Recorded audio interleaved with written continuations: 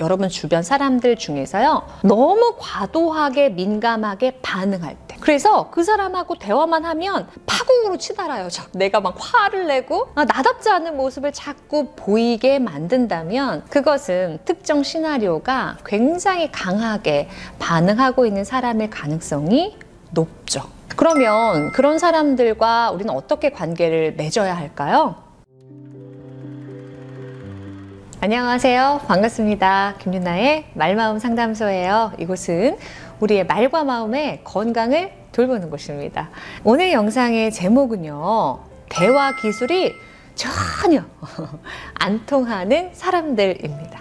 여러분, 우리가요, 대화를 시도할 때 다른 사람은 괜찮은데 유독 이 사람하고만 대화하면 자꾸 승질이 나고 내가 나쁜 사람이 된 것 같고 어떻게 말해도 대화가 결론이 나쁘게 끝나. 이런 사람들 꼭 있으시죠? 왜 그 사람들에게는 우리가 배워온 공감이나 경청이나 이런 기술이 안 통하는지, 꼭 끝에는 나쁜 결과로 대화가 끝나는지, 오늘 그 이유를 알아보고 어떻게 대처하는지도 같이 생각해 볼게요. 저는 사람의 말을 잘 듣는 직업이잖아요. 그러니까 어떤 누군가 말을 할 때 그 낮게는 그냥 정보, 하나의 메시지이지만 그 말들이 모이잖아요. 그럼 하나의 스토리로 들리는 경우들이 있어요. 전 그거를 시나리오라고 부르는데요. 왜 시나리오는 영화 각본, 대본을 의미하죠. 왜 배우들이 그 시나리오대로 대사도 하고 연기도 하잖아요. 저는 우리에게도 그런 시나리오가 다 있는 것 같아요.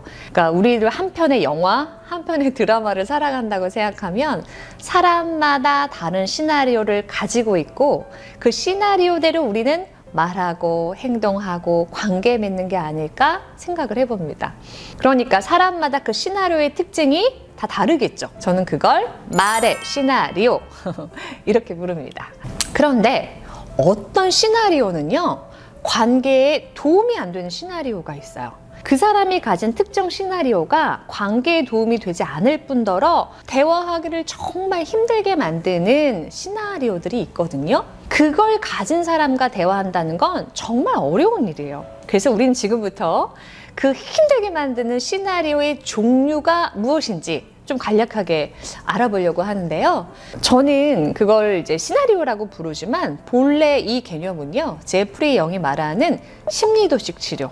그러니까 그는 도식이라고 불러요. 도식의 하나의 틀, 프레임 같은 의미이거든요. 그러니까 사람마다 그 틀에 맞춰서 말하고 관계 맺는다, 뭐 이런 개념이라고 보시면 좋겠습니다. 그 중에서 대표적인 몇 가지의 도식, 시나리오를 이해하는 건 도움이 될 거예요. 왜냐하면 저 사람하고 대화하기가 너무 힘들고 기술이 안 통할 때 혹시 저 사람에게 그런 시나리오가 있는 건 아닐까? 이게 보이시거든요. 그래서 오늘 우리가 18가지는 다 볼 수는 없고요. 그 대표적인 영역들 5가지를 제가 좀 소개해 보려고 합니다.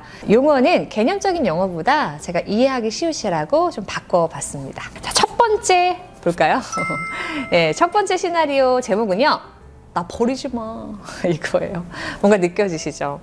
나 버리지 마 시나리오를 갖고 있는 사람들은요, 타인의 피드백을 받거나 타인에게 거절을 당하거나 미안해, 좀 어렵겠어, 이런 사소한 말에도요 너무 상처받아요.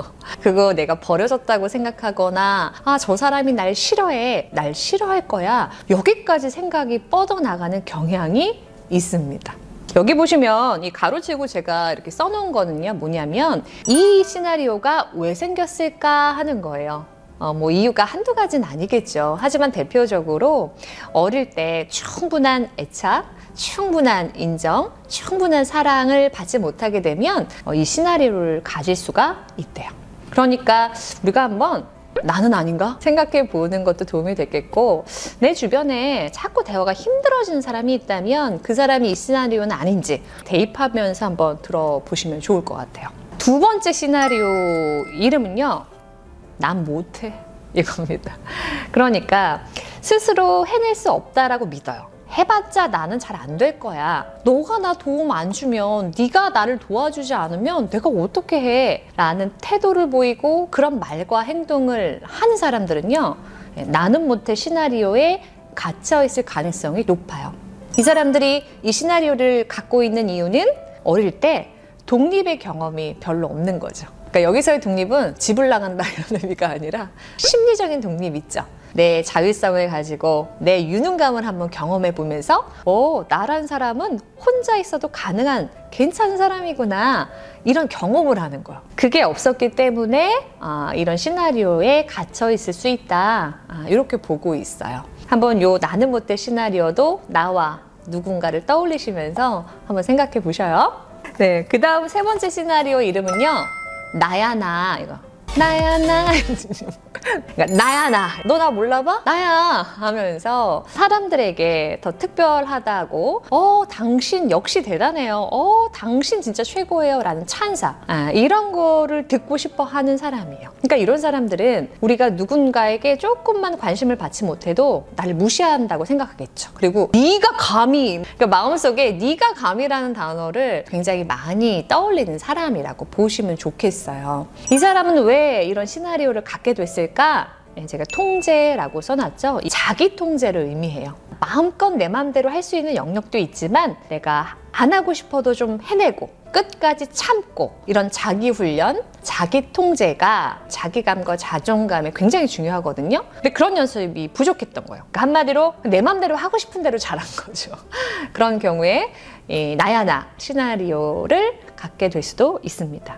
자, 그 다음에 네 번째 시나리오 이름은요, 나를 봐줘, 이거예요.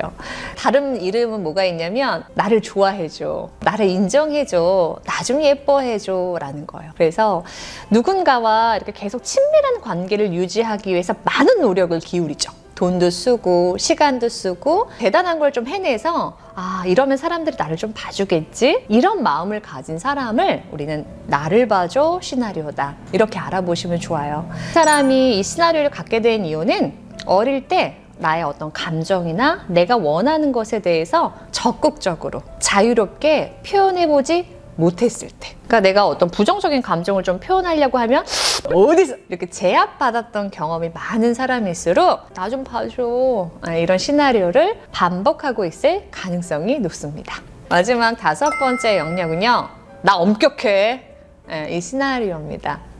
왜 우리 주변에는요 엄격한 사람이 있어요. 그러니까 기준이 높아요. 그래서 어느 정도 하는 것 가지고는 만족하지 못하고요. 그러니까 자기한테도 인색하지만 타인에게도 칭찬을 잘 안 하죠. 그리고 혼낼 때는 엄청 크게 혼내요.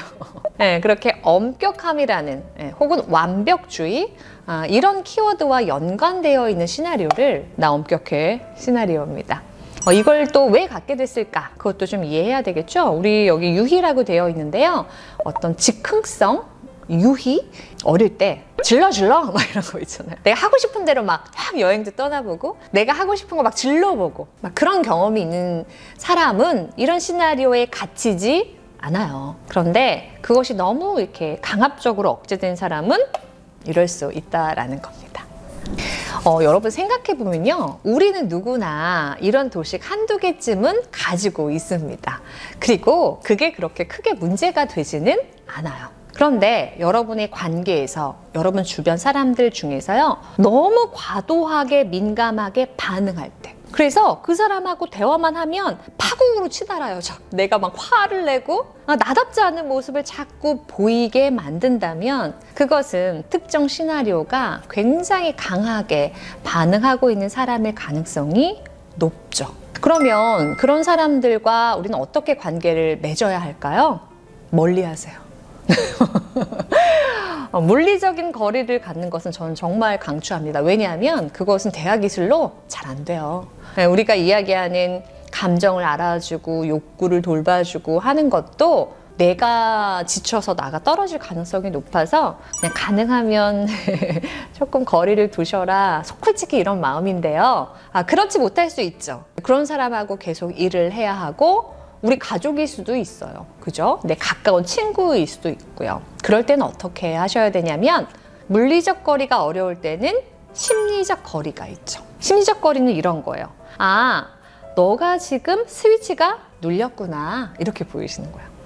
내가 어떤 말을 해서 내가 말 실수를 잘못해서 내가 그렇게 말하면 안 됐었는데가 아니라요, 여러분이 어떻게 말했어도 그 사람은 이 시나리오가 작동했을 거예요. 그래서 민감하게 반응하고 네가 어떻게 나한테 이랬을 가능성이 높다는 거죠. 그렇게 너의 일로 심리적 거리를 두시기를 권해드립니다. 네, 여러분, 오늘 제가 5가지 시나리오 종류를 소개해 드렸는데요. 이것에 대해서 성숙한 태도를 보인다는 건 나는 어떻지?